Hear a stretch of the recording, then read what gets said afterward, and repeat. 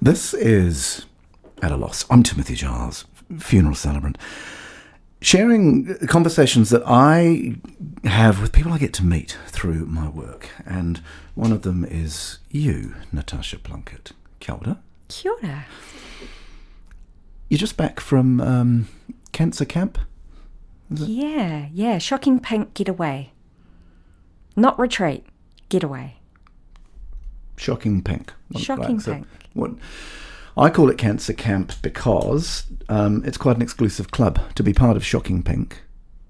How do you get to sign up? Yeah. I guess Shocking Pink is for ladies that have or are going through or have experienced breast cancer under the age of 45. So it's the only condition we have, and there is a limit on it that might seem unfair to some, but it was done intentionally, I think, with purpose by the founders, and that was because when they were going through cancer quite a few years ago, they were in their 20s and 30s, and they found that there was no support groups out there for anybody kind of in their age group.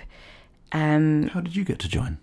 Because I was just under 45, 44 and 3/4 when I was diagnosed with breast cancer. How did that diagnosis, what was the diagnosis? Interesting diagnosis. I was having fit and healthy, had a few health issues, COVID time, they weren't quite sure what was happening, ended up in North Shore Hospital where they took out a very healthy gallbladder because, Let it go. I know. You're still irritated. I will. Yeah. So I just heard the point, a very healthy I know. 5 days in hospital for them to say, actually, your gallbladder's now out and you won't be able to eat cream or salmon or anything rich for the rest of your life. But by the way, it looked really healthy and there were no stones and we weren't quite sure why your liver was playing up, but go home and you'll be fine. So I just kind of thought, well, that's a bit odd, really. Probably, and by the fact that my mum died of bowel cancer at 53 and was diagnosed when she was 40. So possibly a little paranoid as well. So Well, it would seem likely evidence you're suffering some stuff. They said that. You're like, okay, let's go. But that wasn't it. No. So I thought, right, I need to investigate this myself. So ended up seeing a gastrologist and having a camera up and down and double checking everything at the same time. And they said, oh, no, you look squeaky clean both ends, so you're all good to go as well. And I was like, fantastic. Okay, it's not cancer. Something weird happened. I'm all good now. Carried on. And then 4 weeks after that, I went for a routine mammogram, which was 8 months late because of COVID. So didn't have it when I was meant to have it. Rocked along, had my mammogram, everything was fine. 2 weeks later, they said I needed to be recalled, which is perfectly normal for somebody of that age group to be recalled if they hadn't had a mammogram before for various reasons. So I got recalled, went back in, had a couple of biopsies done. They said, we'll call you back in 2 weeks and you can come and see us at another clinic. At the time, I wasn't offered to bring a support person back in with me. So drove over the shore. I remember it was a beautiful sunny day. Rocked up there on my own. When you say drove over the shore, you're a Westie. Yeah, I'm a Westie. Yeah, Westie. Mate. And so you're in the car, you're driving, 40 minutes? Yeah, it was about 40 minutes. Yeah, left work early. It was like, I'm just going to pop out to an appointment. I'll be back soon. Drove over the shore. I remember driving over the harbour bridge and it was a beautiful day. Just got to the car park and my best friend from Australia texted me going, just thinking about you. And I was like, that's bizarre. So I was like, are you busy? Can I ring you? And I said, look, I'm just about to go into an appointment. I'll ring you back. But I'm all good and, we're just having a bit of a natter. And then I looked around and I was like, oh my God, I'm the only one in the waiting room. And I thought, that's a bit weird. But, COVID, you're kind of used to just isolating. And then a nurse came out to get me, and we walked down this long corridor, and she said, "Oh, where's your support person?" I was told I wasn't allowed to bring a support person. And she kind of looked at me, and before I could kind of think, oh, hang on a second, she opened the door, and there were 3 people sitting in this room, and it was a doctor and 2 nurses. And as soon as I sat down, they were like, "Look, we're not going to beat around the bush. We just need to tell you you've got breast cancer." And I was like, "Oh, right. Okay." And that was it. It was a bit bizarre, really. She was like, "Have you got private insurance?" And I said, "Yeah, actually I do." And she's like, does it cover breast cancer? And I was like, oh my God, I've got no idea. I have no idea what it covers. She was like, "Look, it's best if you give them a call." And I was like, now? Like right now? And she was like, "We're going to move you to another room." And so you get moved to another room. And so a nurse came with me, and it was, I went with her, and it was a bit weird. I'm a funeral director by trade, I guess you say. And it was like an arrangement room that you do a funeral in. It was a very sterile room with 2 chairs and a table. And on the table was a box of tissues. And that was it. And so I sat down. I actually laughed. I have a bit of a nervous laughter, but I just kind of laughed. And I was just like, right. And she handed me a piece of paper, and she was like, "Look, I recommend you go through the private health system, because the public health system's so behind." And I was like, wow, hopefully I've got an option. And then she gave me a list, and it just had a list of surgeons' names on it. And she was like, "We can't recommend who you would ring, but if I was you," and she just tapped a couple of the names, and she was like, "Just start here." And I was like, okay. And that was it. I was like, what do I do now? She was like, "Well, just drive home, try and get a hold of somebody, ring us back if you need to." So, yeah. And then I drove back over the harbour bridge thinking, wow, the day looks a little bit different now than it did. And the first person I told that I had breast cancer was a very young male on the end of the phone on hands-free while I was driving back over the harbour bridge. And that was my insurance company, to see if I would be covered and what that meant.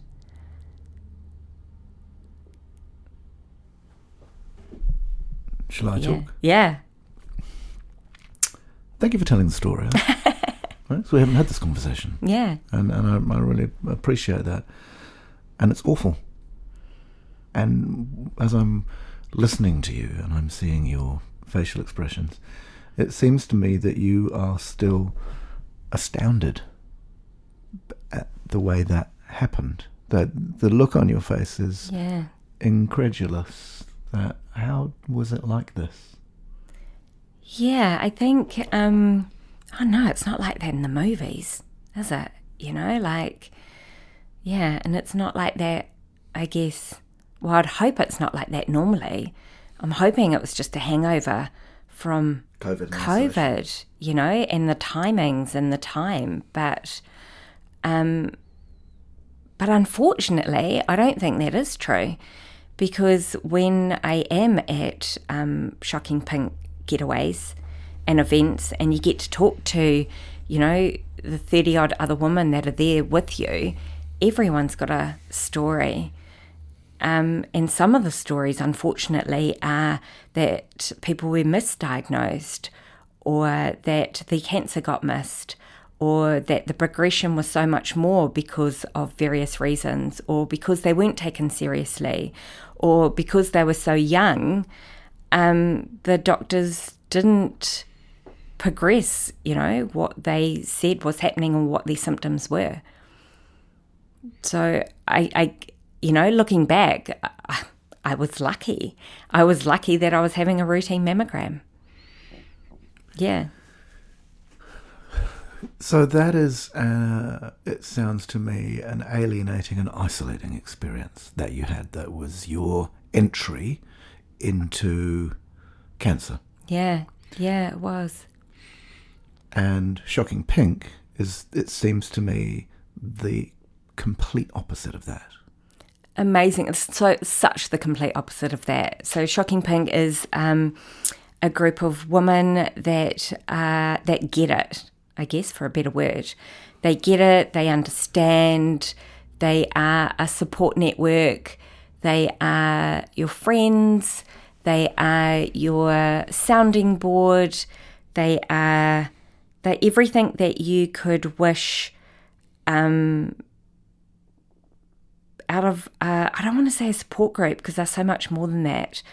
They're just women that have an understanding of what you're going through. I have lived with traumatic brain injury, and believe it or not, I'm quite high functioning.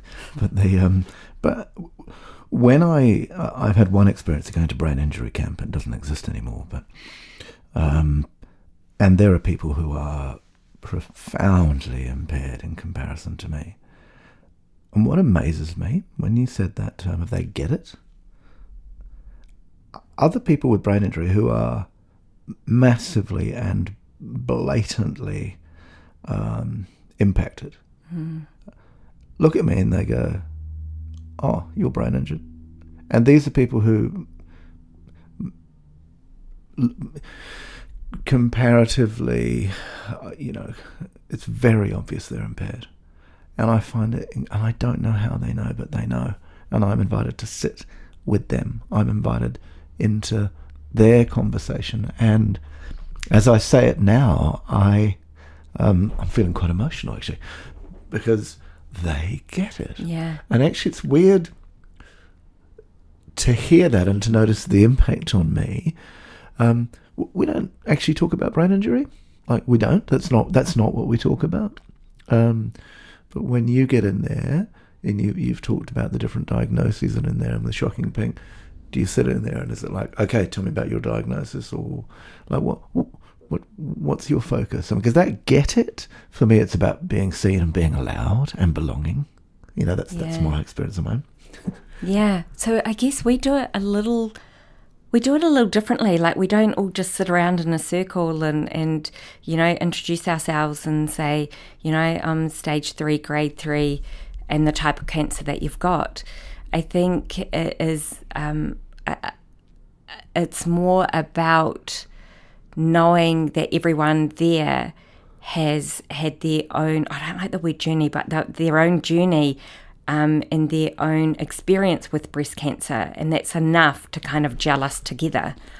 We don't need to know the details, but it's a safe space to be able to talk about the details, but more in intimate settings or more on a one-on-one or more if you break away into small groups. I guess the philosophy is why wait? We have a T-shirt, and that's what we have on our T-shirt or on our hoodie. And it's about why wait for anything? Let's just make it happen for ourselves. So we have a getaway once a year. Which you've just come back from. Yeah, which I've just come back from. It was so we have one, we alternate between the North Island and the South Island. So my first ever one was in Hamner Springs, which was amazing. Flash. Yeah, so flash. And Auckland last year, which is a totally different vibe again. And I just came back from the mighty West Coast in Kaikoura. Not Kaikoura, oh my God. See, look, brain fog. Don't even remember where I was now. Hokitika, which was absolutely amazing again. And it's just a space where, so it goes out to everyone on our Shocking Pink Facebook page. And then there are spaces for people that have been around the traps for a while. And then there's spaces... You mean who've lived with cancer for a while? Is that what you mean? Yeah, lived with cancer for a while, or has been a member of Shocking Pink for a while. So even though you're diagnosed before you turn 45... some of us are older than 45 now, but at the time, so you don't get kicked out? No, you don't get kicked out of the group, which is nice. So some people may have had cancer 10 years ago, and they've been to the last 7 or 8 retreats. Wow. But it's about there's a certain amount of spaces for the newbies as well that have just been diagnosed, that have gone through cancer, that may not have been in a position to be able to have gone to a getaway before. So it's a mixture of ladies and where they're at to, or their survivorship. And it's just a great place to meet other people that get it, and that where you can freely talk about how you feel. And it might not be about the cancer or the cancer trip that you were on or that you had. It could be about the bloody shocking side effects that you're still having. You know, we all say it's the gift that keeps on giving. So sometimes it's not about the cancer itself. It's about living with the after effects of the treatment, which most of us find really difficult and impact on our everyday lives. Should we talk about that now? Yeah, let's. I hope that we remember to come back to the one thing I do want to come back to on the Shocking Pink Getaways, is how much joy you have when you speak about it. Amazing joy. You were super excited to go, and it was quite a bit of admin to get there, and you took your mate from up north, right? It's a bit of work. Yeah. But there's so much joy. Yeah. Amazing amount of joy because of the activities that you get to do, that you don't feel that you're alone. You don't feel like you're the only one. And I think it's just the capabilities within the group, you know, and the inspiring stories as well. You know, people get it when you're like, actually, I really don't want to go on that bloody walk that we're doing because of my nerve pain. And everyone's like, oh yeah, that's good. We'll just catch up with you when you get back.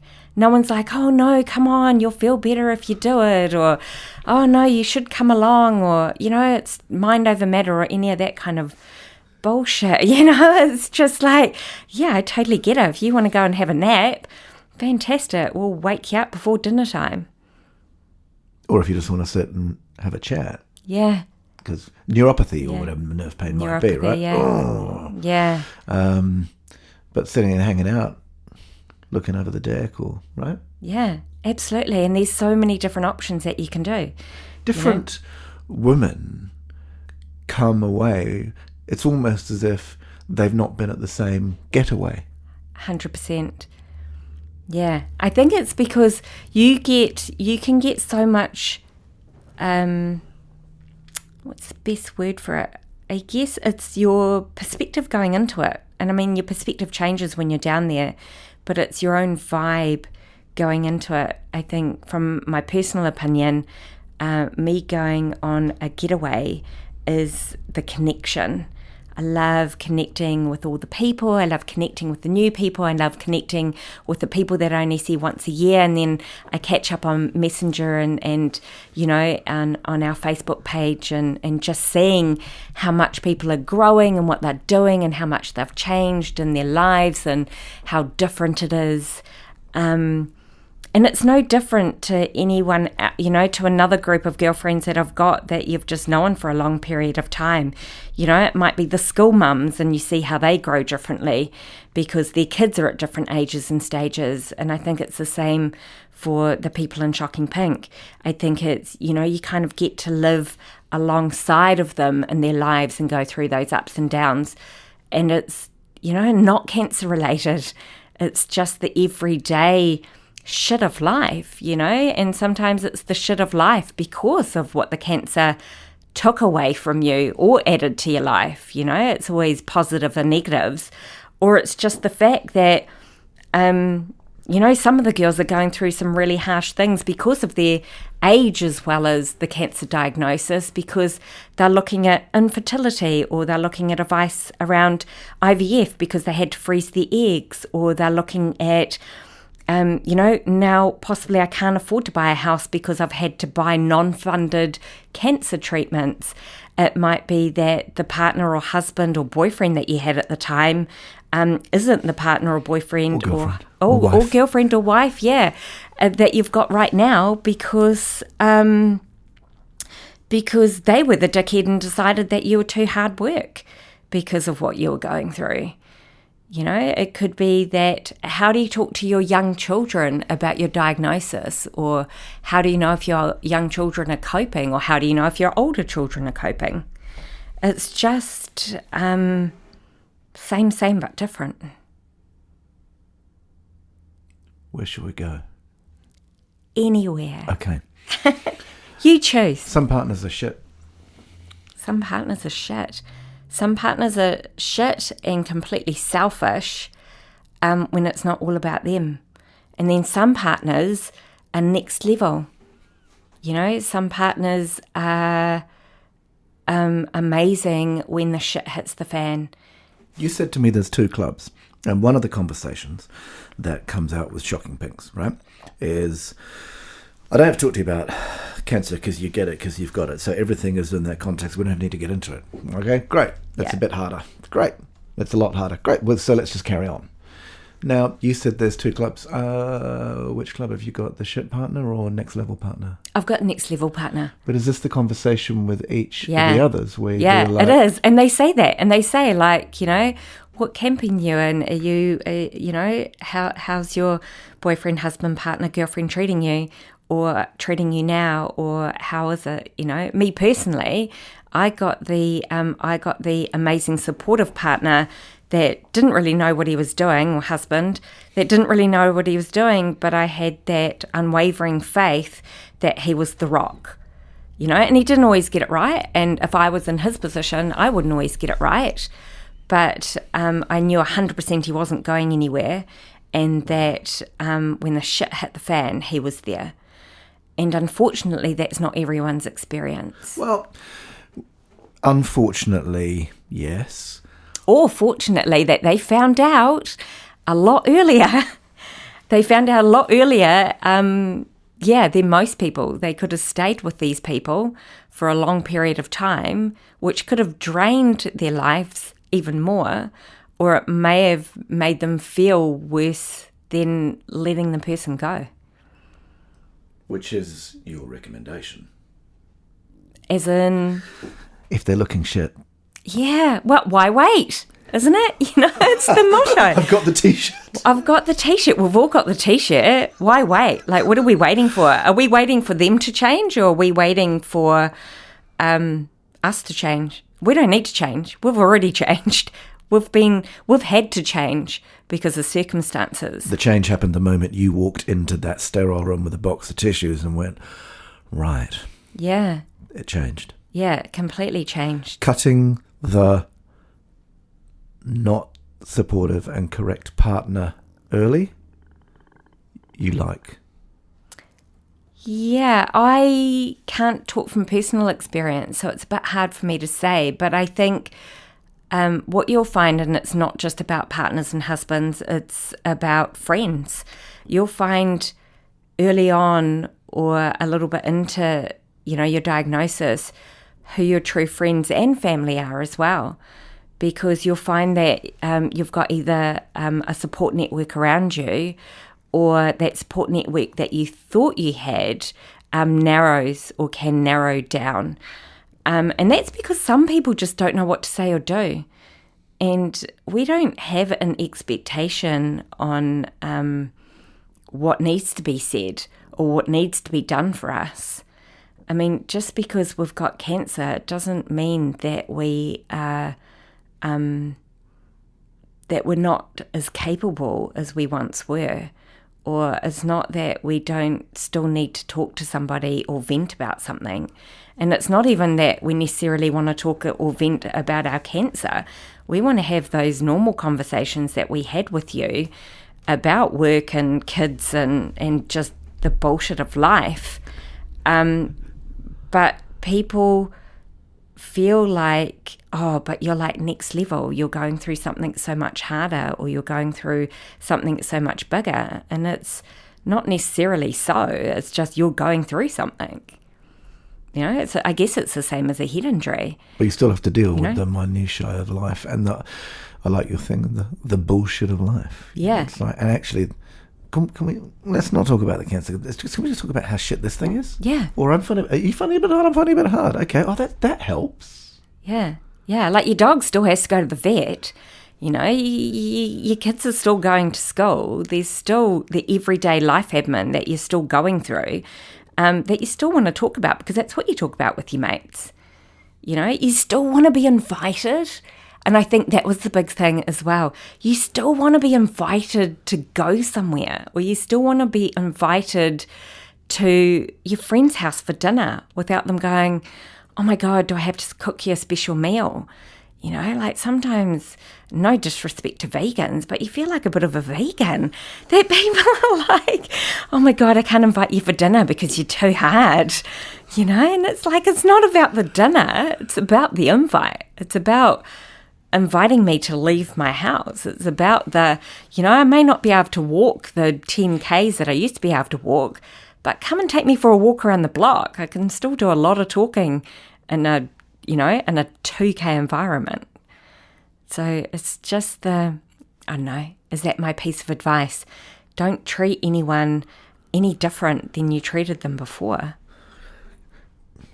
So one of two ways I'm curious about. I'm curious about this concept of cancer coach, which you discovered, but I'm also curious about you as mum and you as wife, partner, lover, looking at these people who are really important to you and realising what you are now inflicting on them. Which one do you want to talk about? Let's start with that first. Yeah. I think my mum was 40 when she was diagnosed with cancer, and she passed away at 53. I was 27 when she passed away, and I had a 4-month-old. My firstborn was 4 months old when she passed away. And I remember thinking that was shit. But it was shit on so many levels. It was shit because I'd lost my best friend. It was shit because my mum was my best friend. My mum was my everything. Yeah, I was really lucky actually. My mum was my best friend. She was living with me at the time. She she was my mum. She was my parent. But we had built that relationship that she was also my best friend, and it was because of my age as well. She wasn't my best friend when I was younger and a teenager, and that's. I think looking back, that was right. She was my parent, and that's what you need. And then that evolved, I should say, into, a best friend. And I was also her caregiver. And this is some advice that I give to people that have to straddle those roles. So when you're a caregiver for somebody that is terminally ill and they pass away, it's really hard to then go back to being to grieve as a daughter rather than grieve as a caregiver, because you've put all your energy into caregiving, and it's so different than just being able to grieve as a daughter. But yeah, I digress.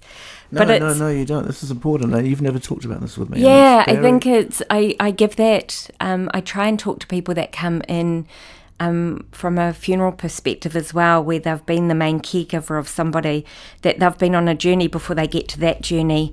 And it's very easy for them to be the ones that are in that mindset because they were the caregiver, looking after daily needs, organising everything, that they're like, right, we need to organise a funeral, we need to do this, this and this. And they're in that mode of doing. And it's like at some point you have to switch out of that mode of being the doer to actually, it's okay to grieve, and it's okay to grieve as the relationship that you had, not just as a caregiver. It's okay to grieve as the daughter or the spouse or the partner, or... Not just okay, but in your experience... Really important. And hard to... You talked about straddling two roles. Yeah, it's really hard to do. To move out of carer task into mum. Yeah, Mum. Absolutely. Yeah, and remember that, and remember that it's okay to grieve for the relationship that you've lost. Why do you keep saying okay? What's behind that okay? Like, Yeah, I think it's because people don't give you permission. I think it's people have a certain expectation. Are you sure that other people don't give... Yeah, or you don't give yourself permission. Yeah, I don't think you give yourself permission because you've been the one that's been holding it together. You've been in that one, or you've been tasked with that sense of responsibility, and so you've been doing such a good job at holding it together, and caring for somebody, whether they're at home or in a hospital or in a rest home or in a hospice. You have that sense of responsibility. And when that sense of responsibility with that person passes, you forget, or you don't allow yourself the permission to grieve, And I think you do eventually, but it's okay to feel that and feel that emotion. So, do you concur with me then that it's actually not societal and other pressure saying it's, not grieve? I don't know. I don't fully agree with you on that, actually. I think it is. You realise that I'm a bloke. Yeah. You're a bloke with feelings, so Charles. I think... mostly of inadequacy, I suppose. I think society as a whole doesn't do it well. True. In terms of grieving. I think some cultures do, but then that's probably not a completely fair statement as well, because I think some cultures are governed by culture. Can we come into this experience? I'm fascinated in what you've uncovered here about carer and then the shift into the other relationship of loss. And you brought an angle on that I've not thought of before. I do see people, especially when someone has had a terminal diagnosis, and when it gets to the time for funeral, they're exhausted. They are spent. And what I mean by that is every resource they have has been exhausted. They're out of empathy. There is just no kaha, no, there's nothing left. Yeah. Right?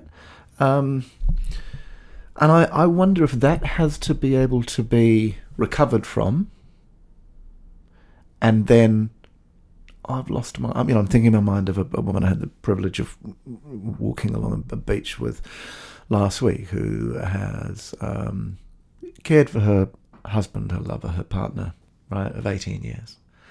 And it's really just listening. Now it's all over. A period is gone. There's been a little amount of time that's there. That she, it seems to me, speaks about the caring role in one compartmentalized place, but mostly now she speaks as wife. Actually, is where she's from, because caring's intense, and I just wonder if this thing of needing that to be let go before we come back into what you were talking about. Yeah, and you're right. And sometimes people feel this expectation of rush to, or they're looking for, or are they trying to find that sense of closure, or are they just so exhausted that they need to almost get through a funeral to be able to rest because it's like their last hurdle or another hurdle. But I guess bringing it back to my family as well, that caregiver space is difficult for all people to do. I am a very high-functioning, capable person who's caregived or been a caregiver for everyone else in my family. So to be the one that has to accept someone else caregiving for you is really, really difficult, and comes with a whole preconceived notions and ideas of how it should be done. And when you are being on the receiving end of it, it's really hard, which my family probably found out possibly the hard way, because maybe I knew best, or maybe I'm really hard to... I think I was probably quite difficult to care for a whole myriad of reasons. I probably didn't allow myself to be cared very well. I probably, I thought that I would be able to just be me the whole way through. And you can't just be yourself, because you have to be vulnerable. You have to accept help. You absolutely have to accept help. And you have to ask for help. And I think that was my whole family's biggest hurdle, not just myself, but I think my husband and my children's biggest learnings as well. We are quite an insular family. We've got a great support network and friends and amazing people around us, but it's still really hard to ask for help when you need it. Because you're a unit. Yeah. But you can't. And you and your husband both have big jobs, and you're highly capable in highly stressful positions. Interesting. With a lot of complex obligations. And then you come together and you go, well, we've got this, because the skill set amongst you, and I can't imagine what your boys must be like, but if they're raised by that, it's like, well... Yeah, exactly. That's a pretty high-functioning team. Yeah. And it is a little bit like, but people have still got it worse off than us. It's people, it's bad, but it's not that bad. But then I think, taking it back to Shocking Pink, I think that gives you that external community that, for my situation, I'm surrounded by boys and men, which is great and I love. And I've got some really amazing girlfriends as well. But these girlfriends have been through their cancer journeys or are going through their cancer journeys.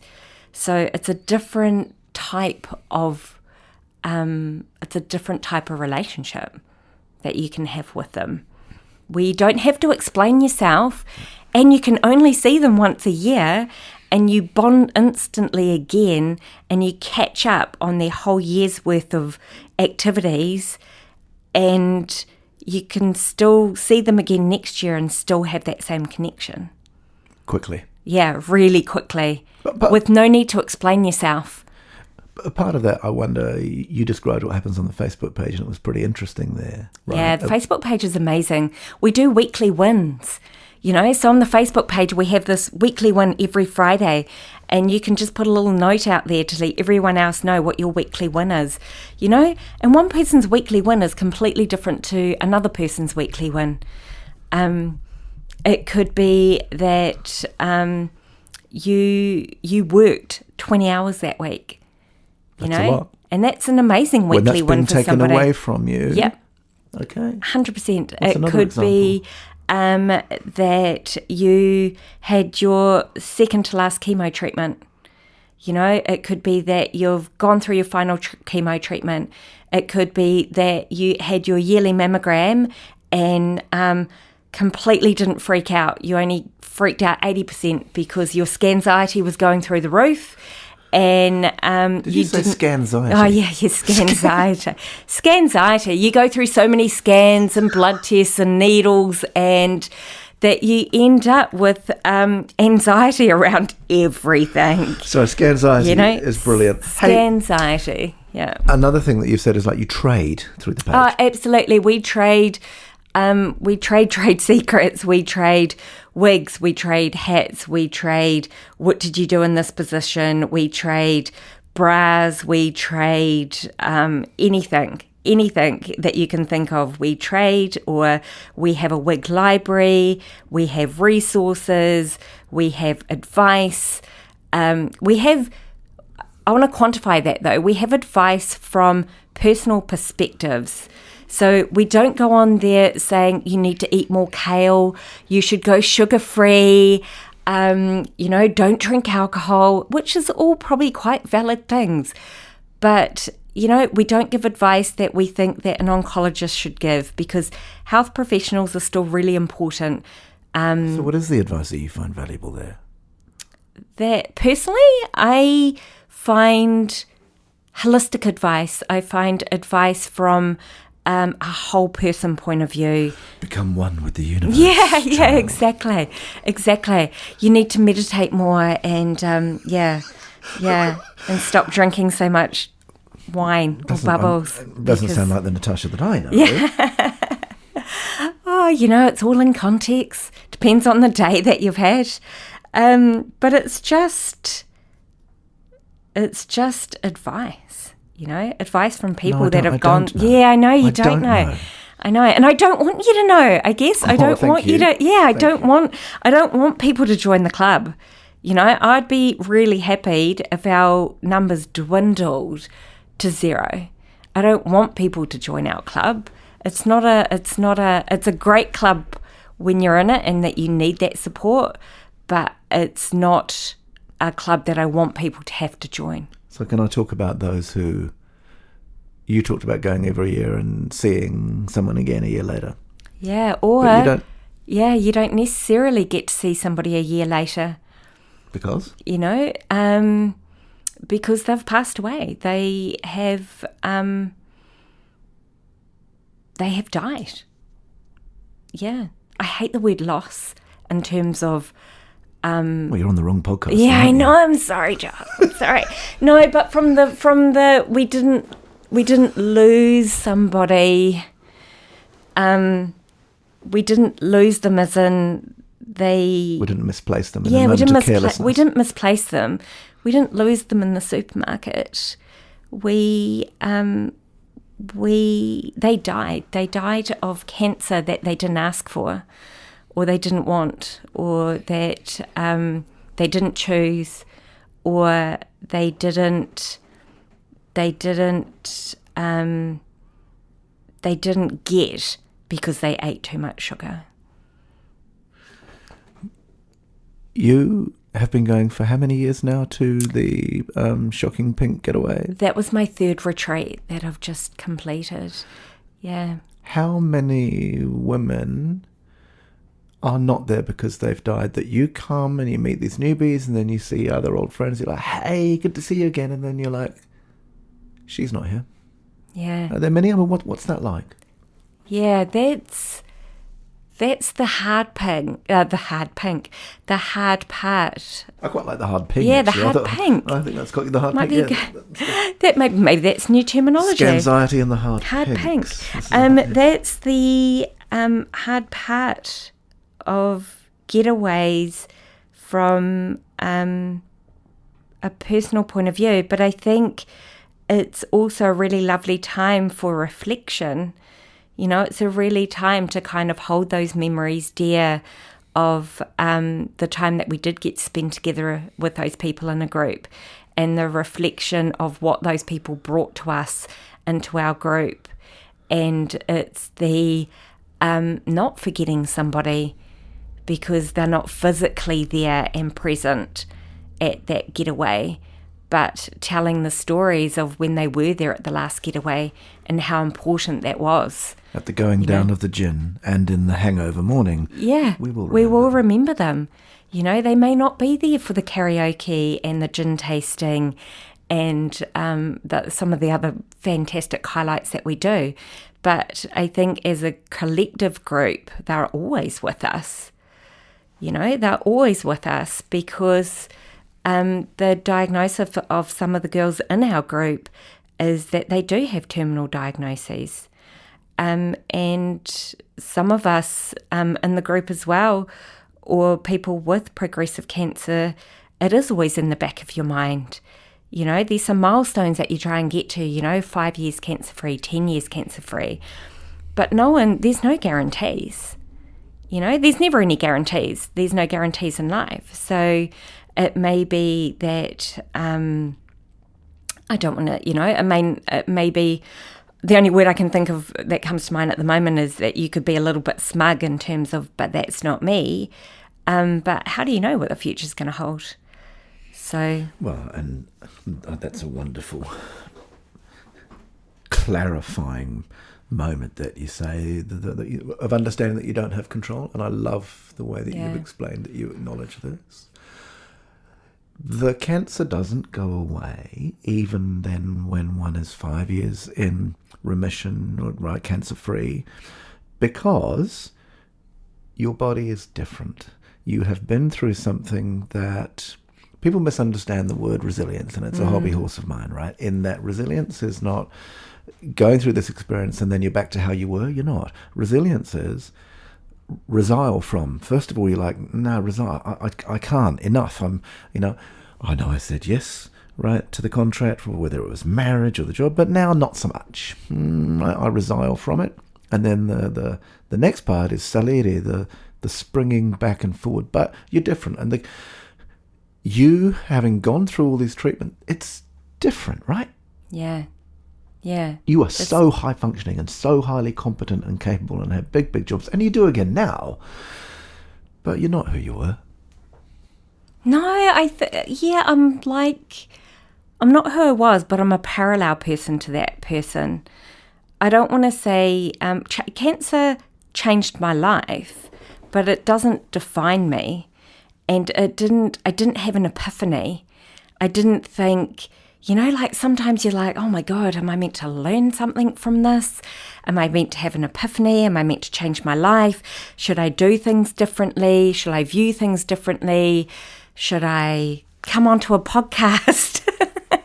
Should I come on a podcast? Because, I've always wanted to do that or whereas I think it's more that it's just made me a parallel person.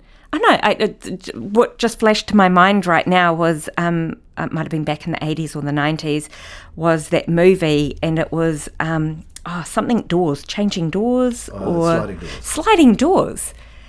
It feels like that. It feels like sliding doors, that I got to a point in my life, I got a cancer diagnosis and my doors slid and the door slid back open and I walked out to a different version of myself, and this is the version that I take into the future.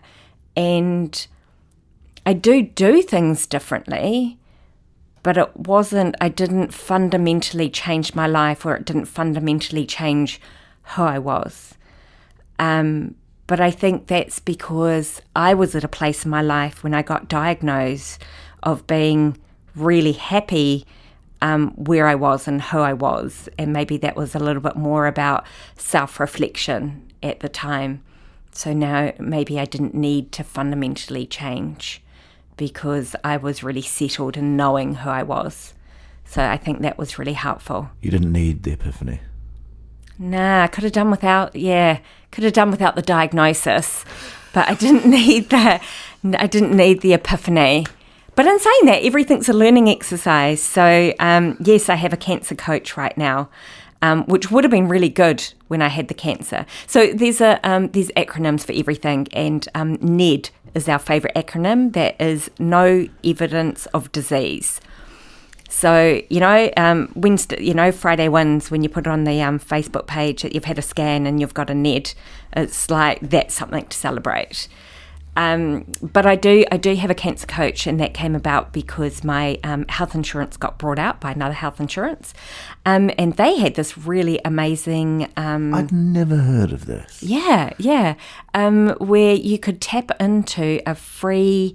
Yeah, but what does this cancer coach do? Yeah, you could... What is a cancer coach? What do they do? Yeah, so a cancer coach, I was offered 4 free sessions, and it's not a counsellor, it's not a nurse. It's almost like a life coach rolled into somebody you can talk to and vent to, or that you can just be yourself with, and you get some sessions just to talk about where you are or who you are, or... Can you think... Because you like it, right? Yeah, I love it. How come? What do you love about it? I love So I'm just laughing about your face that's such a big grin. Like, I love it! Yeah, I love it. I love it that I've got a cancer coach. I love it because it's not... I love it because everyone that you have to talk to when you've got cancer is there because you've got cancer. And I guess the wording cancer coach is related to because you've had cancer.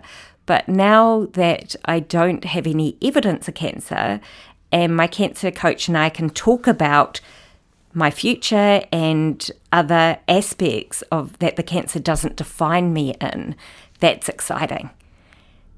So I still talk to her about my energy levels, or this is a bit shit, or this is great, or, you know, this is making me feel like every other normal person because it hasn't been a great week.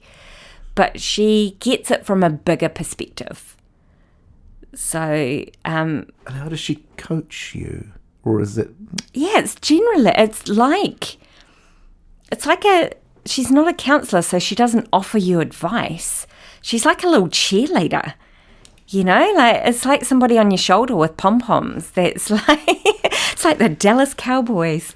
It's somebody that's on the end of the phone that is like, yeah, why don't you give that a go? Or, yeah, have you thought about this? Or, okay, so you've been putting that off. Why? You know, it's somebody that's questioning where you are right now, so that you don't get stuck. You don't get stuck in the, I've had cancer, what if the cancer comes back? Oh, yeah. Is the, you know, who am I now? That's legit. You can understand why someone gets stuck in that. Okay, so how does your cancer coach help you not do that? Because that sounds like a big sticky bog to get held in. How does she help? She helps by being a person that will encourage you without it having to be your friends that have got emotional fatigue. I want to talk about that. Encouragement like what? Encourages you to just be you, you know, to get out there, to explore, I talked to her about coming onto the podcast, and she was like, okay, so why wouldn't you? And it's like, oh, because that's a big scary thing. And it's because I'm personally talking about my journey. And that's personal to me. I'm a very private, personal person. And she's like, yeah, but you like education. You like talking to people. And I'm like, but I've only been that person since my cancer journey. Oh. You know, I would never have thought of talking to big groups of people or talking about myself prior to this. But I guess, you know, when you have to talk to doctors and nurses and counsellors, and you have to advocate for yourself over and over again, you become a person that knows how to talk about yourself. It's also a little bit about the dignity of it as well. This is me taking my dignity back. I think, you know, most of the public and private medical institutions in Auckland have seen different parts of my body. You know, so it's like, well, actually, this is now my voice. This is part of my body that you may not have heard, you know, or seen. And this is my voice. And this is also part of who I am. Yeah. So. And she's on your shoulder going, see, you, Natasha. Look at you. You can do this. Yeah. Whereas I'm like, no, I can't. You might even actually like it, Natasha. Yeah, this is fantastic. Who knew I was such a talker? Everyone's like, yeah, we all knew. But, but it's also, it's a little bit like the Outward Bound philosophy. I was very grateful through my work to go to be sponsored to go to Outward Bound.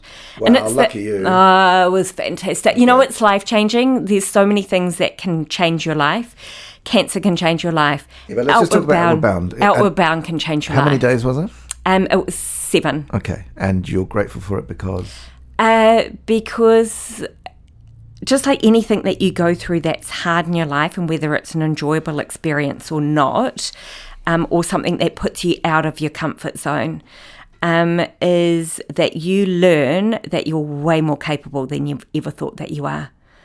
So there's 2 different types of enjoyment in life. There's type 1 enjoyment, type 2 enjoyment. Type 1 enjoyment might be things that you love doing, going to cafes, drinking coffee, spending time with your mates. There's type 2 enjoyment that you didn't know that you enjoyed doing until you actually did it. You know, how do you know that you enjoy sailing, or how do you know you enjoy kayaking? How do you know that you enjoy doing something? How do you know you enjoy going to a retreat and doing a treetop walk until you do it? You know, and it might not be a type 1 type of fun. It's not like you're like, yay, this is great. But when you do it, it's that Well, sense... actually, this is really hard and it's cold. Yeah, it's really hard and this is cold and it's, I'm really scared of heights. But you enjoyed it. But I'm going to do it because I've accomplished something. Okay. And that's something that no one can ever take away from you. So there's the hedonism and the hard stuff. Yeah. Okay. Yeah, and I think when you've gone through really hard things and you look back, there was a few girls that were really scared of heights that did the treetop walk on the getaway, and they were like, this is so much easier than cancer treatment. This isn't as hard as having a scan. This isn't, so it's like, yeah, actually, you're 100% right. Everyone's got a fear of something, but some of the things that we've gone through have been bloody hard. And some things aren't as hard as what we've done. And it doesn't make us martyrs. It doesn't make us any better than anybody else. I get it. Here's what I want to catch you into now. And I love that analogy, and thank you. You go through this with the people who are close to you. So you talked about your world, the Friendship and Sport Network almost certainly narrows down. And even relationships might fall apart or be better to be moved on and cast aside. But it's exhausting, right? Yeah. And you look at your boys, and you look at your husband, and I know you must see this with other shocking pink ladies, that you're exhausted, they're exhausted. Yeah. Everyone's exhausted, but your support network's exhausted. Your friends are exhausted. You tend to take it out on the ones you love. Yeah. Because you know that they will put up with it. And it is very much emotional fatigue situation, where you... I don't really know. So if you think that you've been the main support person for somebody that's going through something, and you are an emotional person, or you are an empathetic person, or you're a practical person. I'm the first two, but not the latter. Yeah, so everyone has different ways of dealing with it. But when it's for prolonged periods of time, it's exhausting, and it can have an effect on your own mental health, as well as the mental health of the person that is dealing with the situation or the scenario or the or whatever it is that they're dealing with. And that can be really difficult as well. And I think it needs to be acknowledged that if some of your friends need a break from what you are, I don't want to say putting them through, because they're there for you just like you would be there for them. But it's not an easy thing to support people when they're going through something, and that could be the loss of anything. It's like a loss. But let's stay in this. Okay. So you've got your friends, and they need a break. Yeah, they need a break. What do you do? Have you faced this as a conversation with friends, or is it just something you've observed, and you need to allow someone the permission to withdraw for a period of time? Yeah, I think you can't take it personally. I think it's going back to being invited somewhere for dinner. I think you're sitting it there and that's what you need.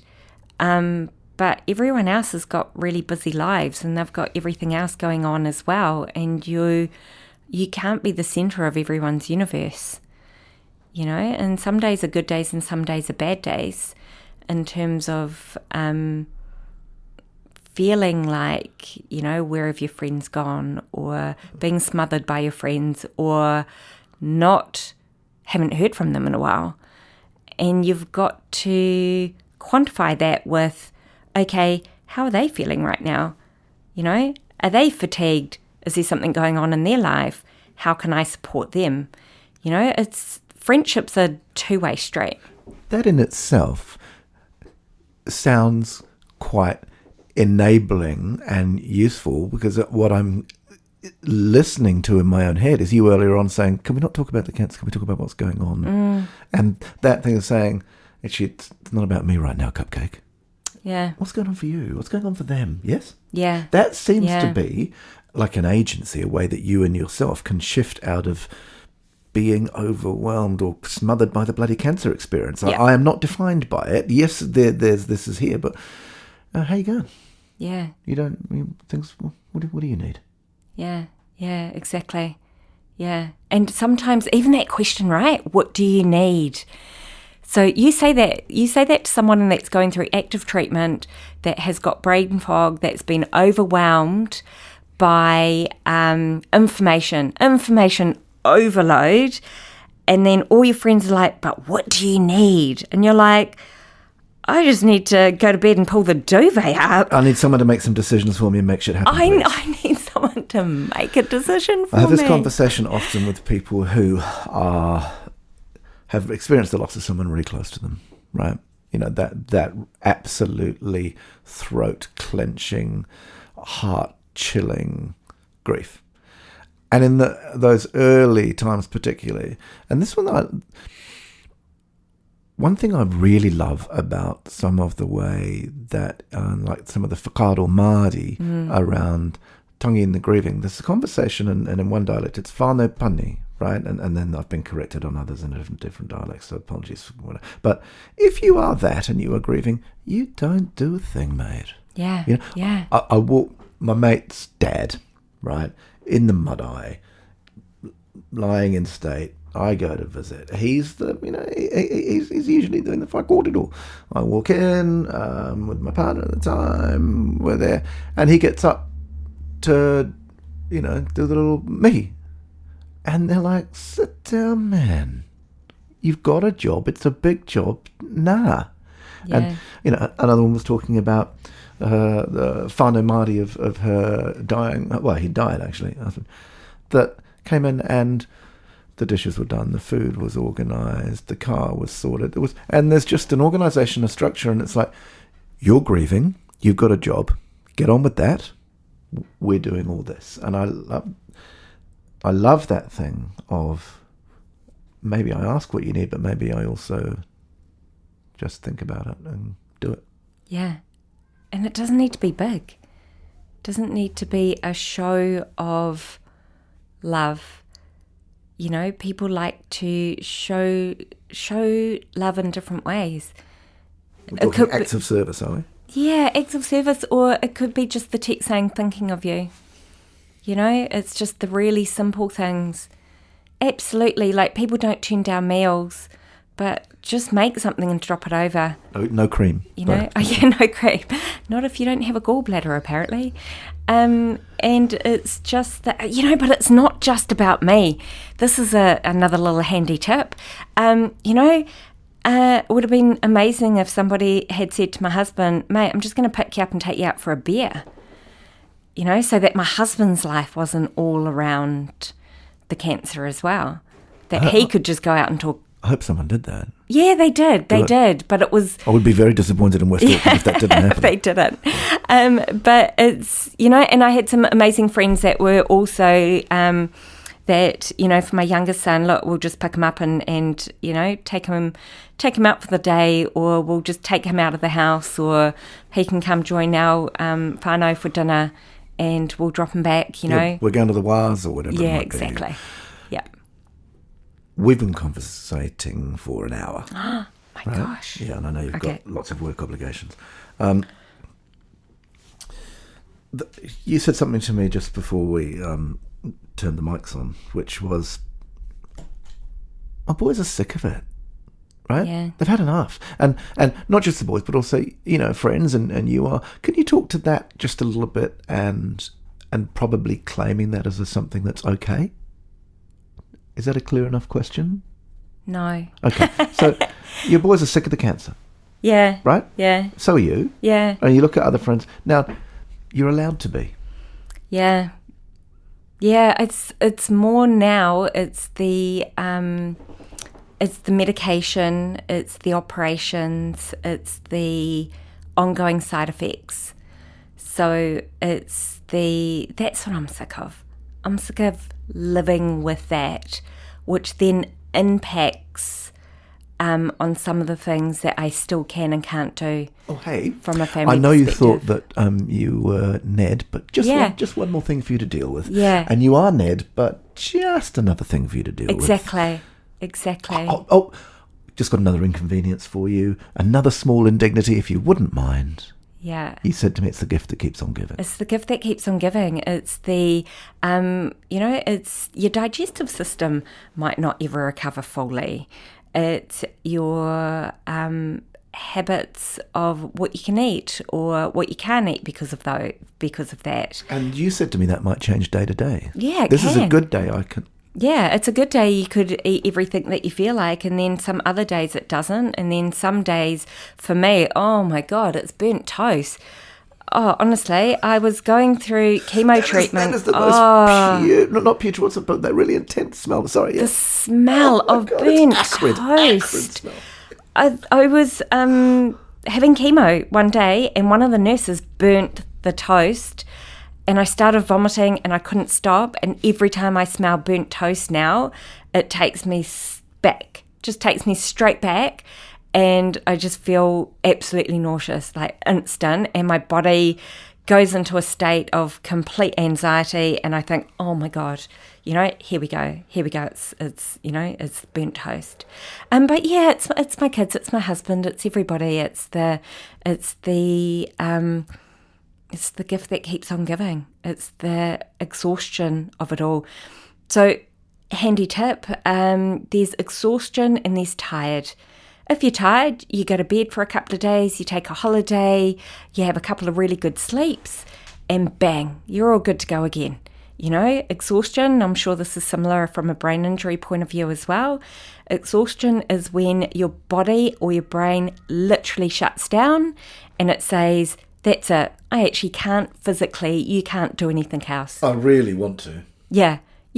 Absolutely you and do. I'm actually trying really hard. Yeah. Nah. Yeah.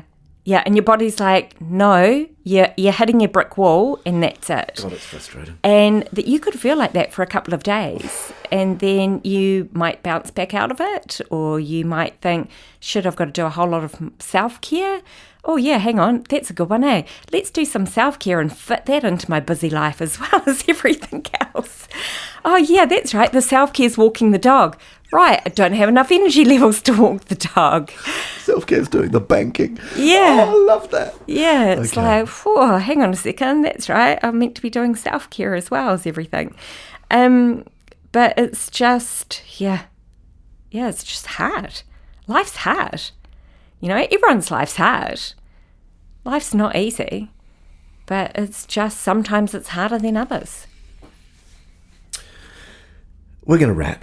I'm interested in if you wanted to have a closing thought. I'm going to say what has really stood out for me in this conversation, and thank you. And then feel free to ignore what I'm saying and talking while you just consider if you did want to summarize anything or leave it, whether it's a closing thought or how you would want someone listening and hearing this conversation to feel at any moment. But for me, what's first of all, you made me cry, which I think was rude. I take away from the joy of listening to you today a couple of things. Benchmarks as a man when I look at your husband. But the getaway and the joy when you talk about the shocking pink getaway and that people will experience it differently.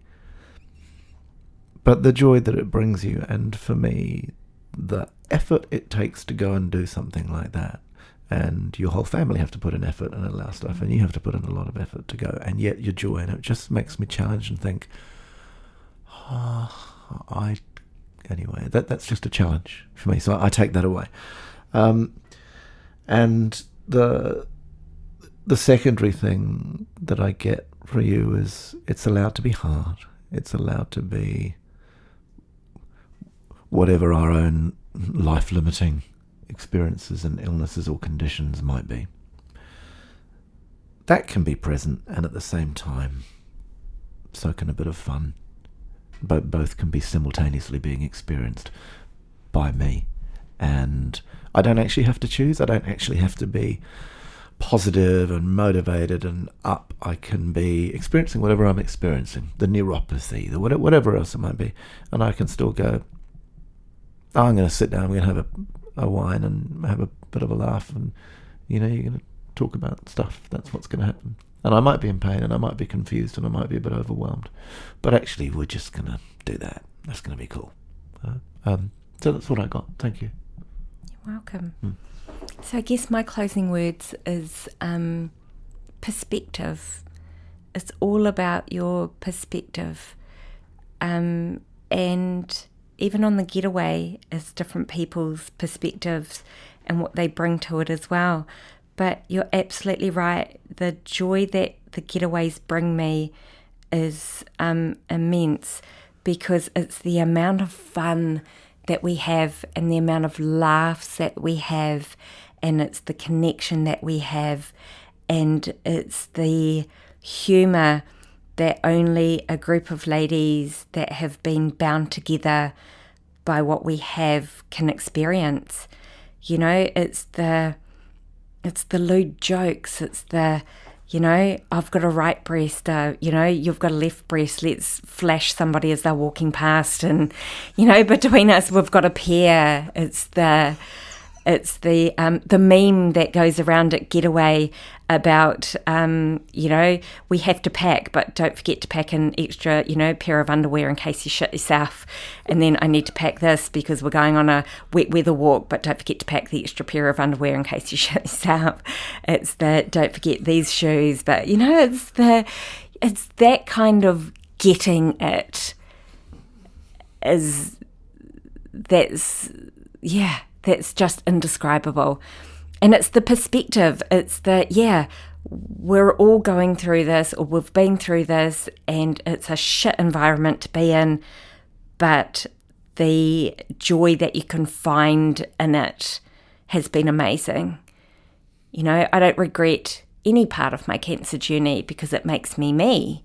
I don't regret having cancer. I don't regret going through what I did. There's aspects that I would rather have not gone through, but it makes me who I am today. It makes me more empathetic. It makes me a better mum. It makes me a better wife. It makes me a better funeral director. Absolutely 100% it makes me a better funeral director. It makes me better at my job.